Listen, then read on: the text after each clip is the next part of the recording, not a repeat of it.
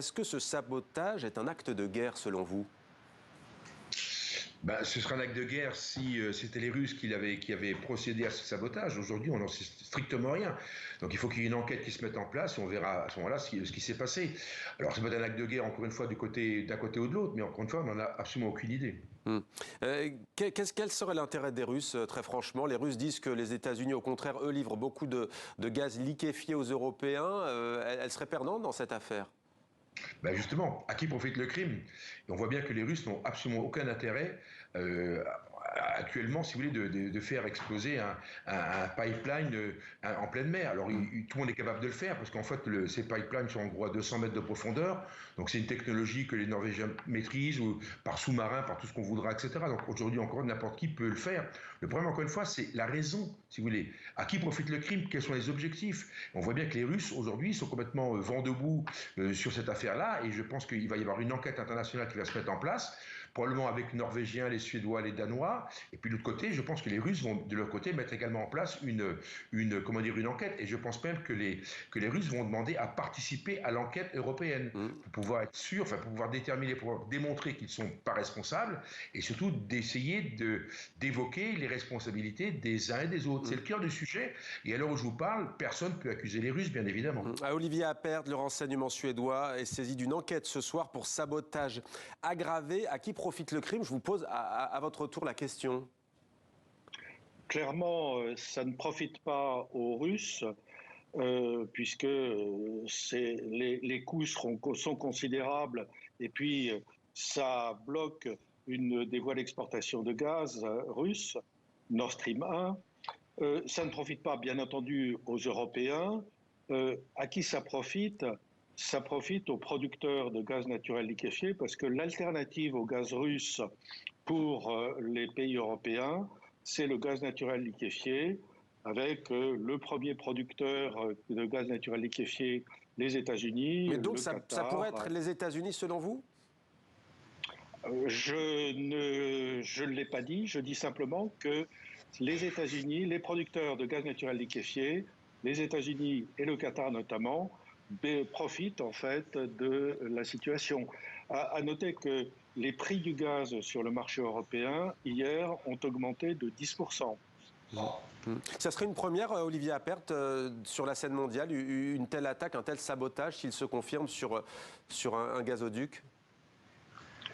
Je n'ai pas de souvenir d'attaques sur des gazoducs. Je n'ai pas de souvenir non plus d'accidents semblables sur des gazoducs.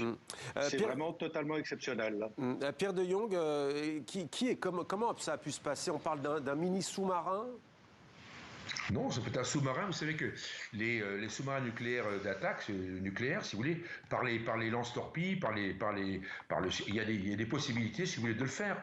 Et puis, vous avez tout un système, on peut très bien le faire. Encore une fois, c'est pas un homme qui est descendu avec une charge. Hein. Évidemment, il y a un engin, il y a un robot qui a peut-être pu descendre également à partir d'un sous-marin. Le sous-marin lance le robot et le robot va faire ce qu'il a à faire. Vous savez, le fond des mers et la mer Baltique particulièrement est recouvert de câbles téléphoniques, de toute forme de câbles. Donc, si vous voulez, l'entretien de ces câbles existe, le suivi de ces câbles existe. Donc, la technologie, encore une fois, à 200 mètres, la technologie autorise, si vous voulez, des actions et, si vous voulez, à cette profondeur sans aucun problème.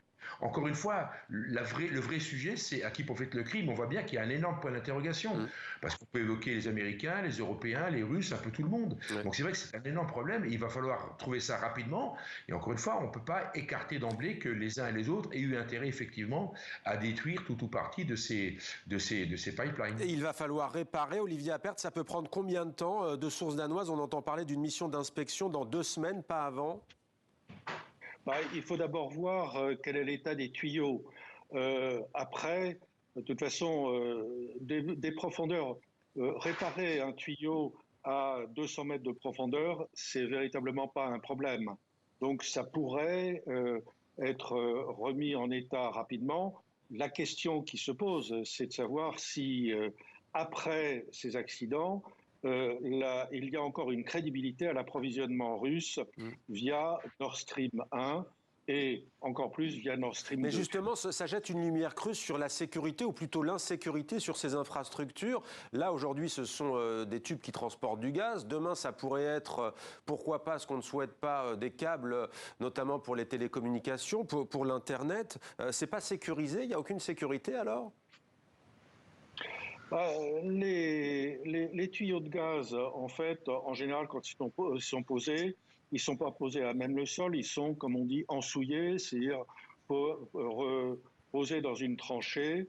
Je ne sais pas si c'était le cas des gazoducs Nord Stream 1 et Nord Stream 2, mais effectivement, on a posé des pipes de produits pétroliers et des gazoducs déjà depuis des années et des années, sans qu'il n'y ait aucun accident.